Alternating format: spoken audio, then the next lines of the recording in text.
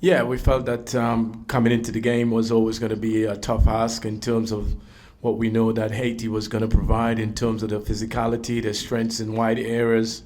I think first half we didn't wasn't really at the races. The players have really find it difficult to get going. We couldn't get a foothold into the game, and so to speak. And I have to give Haiti a lot of credit in terms of how they played first half.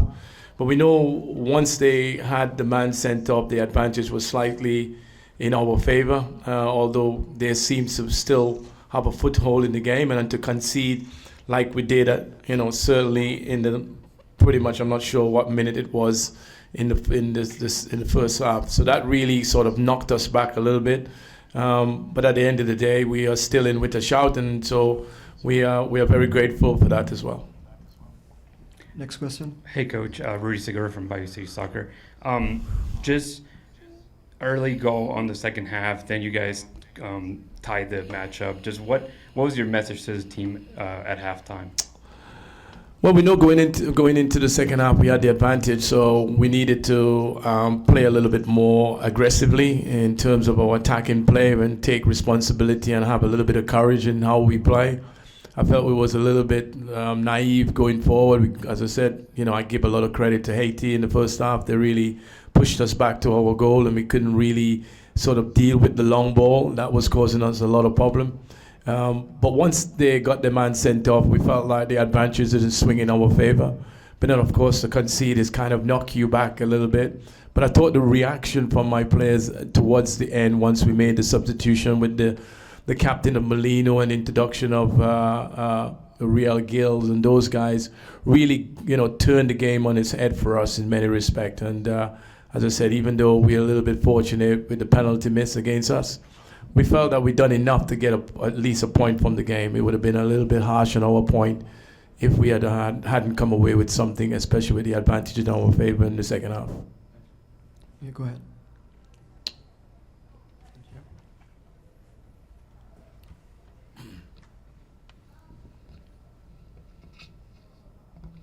Peter Warren, Houston Chronicle. You mentioned those substitutes there. What did they provide that you weren't getting before they came on? Well, as I said, a little bit more creativity and really, forward thinking. I think sometimes we're a little bit naive. We work on a lot of, systems and playing, but ultimately the players have to go out and really play in a fashion that we know that they're capable of playing. We always encourage to play on the front foot. We always try to get players to be creative going forward. I felt like in the first half we wasn't creative enough. People wasn't taking on the responsibility, like they were afraid in many respects to make mistakes. And I try to get my players away from that mentality, to be on the front foot, to play in a positive way, to push teamwork towards their goal. But what we done, obviously, with the man advantage in our favor, you've seen a lot of players showing, a lot of players wants to get on the ball, and that's what we need from the very beginning, not when we, sort of have the advantage in our way. But I have to defend my players in many respects because they are still in a learning process. I still think, I'm relatively new into the job. I'm not making an excuse for my players, but we have to grow up very quickly. We have to be a lot more physical. We got to be a little bit more demand. When you're playing at this level, it's a lot of physicality as well as a lot of, energy that you play. And so we need to bring that to the game a little bit more. I think we become a team who relatively easy to play against because we are, a footballing sort of team, but there is a physicality side of it that we need to be a little bit more aggressive. And that's something that we certainly talked about, and we're going to have to improve on that if we have a chance to take this, to advance out of this competition. Next question for Coach. Yeah, go ahead.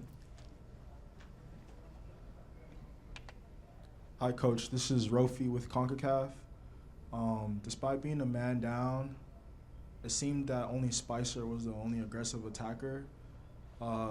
Is that an issue you noticed, or maybe he just was the only one that felt confident enough? And even a man down, you guys almost conceded a penalty. Is that something you need to talk with the team? Is it an organization issue?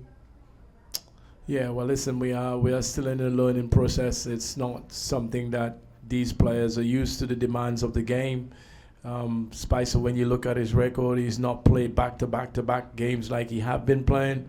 So that's something new for him and the demands of it. So, he's a terrific player. We can see that when he's really positive and play on the front foot, you see in the creativity he can cause a lot of problems to defenders. I think that belief needs to be a little bit more installed in him in many respects, because he's a threat. He's a defender's nightmare, and I just think that he needs. I think those type of players need to affect the game throughout, and not in spells, in moments. So he's have a 5-minute spell, then he may go missing for a 15 or a 20-minute spell.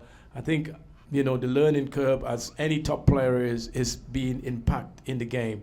Yes, manage the game. There might be a moment where it's gone a little bit quiet, but for someone of his ability and quality and what we rely on down the left side, he should be impacting the game a lot more, in my opinion. And that's just down to a little bit more confident, a little bit more belief in his ability, because he's certainly a threat when he's in full flow. All right, we switch to the virtual forum now. Caleb Pierre, go ahead with your question. Yes. Hi, Coach. I'm Caleb Pierre from Haiti Temple. I have a question for you. After tonight's result, it looked like Trinidad won't qualify for the next round of the Gold Cup, but there are World Cup qualifiers in September. So I know you played for your country in 2006 as a player. So now as a coach, what's your goal for the next few months? Thank you. Okay, well, we are still in the Gold Cup competition here, and we got a big game against Saudi Arabia, all pending on the results tonight between America and Saudi. So I think that game is just started, so we'll be looking at that very carefully. We're hoping result go in our favor. So then probably going into the last game, we still have an outside chance of advancing to the next round, providing result go for us. So that's the first thing, and that's where our concentration is on. We know what's ahead of us in terms of the World Cup qualifiers in September. We have a lot of work to do between that time, but this is a competition that we are trying to get out of the group. And certainly with the result tonight, not really ideal for us, but what it does, it gives us an opportunity to try and advance, again, pending on results between Saudi and America tonight. So we'll be watching that game closely. As I said, we look forward to the World Cup campaign. We know that what group we're in and the team that we are coming up against, and we'll be preparing for that when that moment comes around. But for right now, as we speak, as we are right now, we are looking to just maintain and trying to advance out of this group.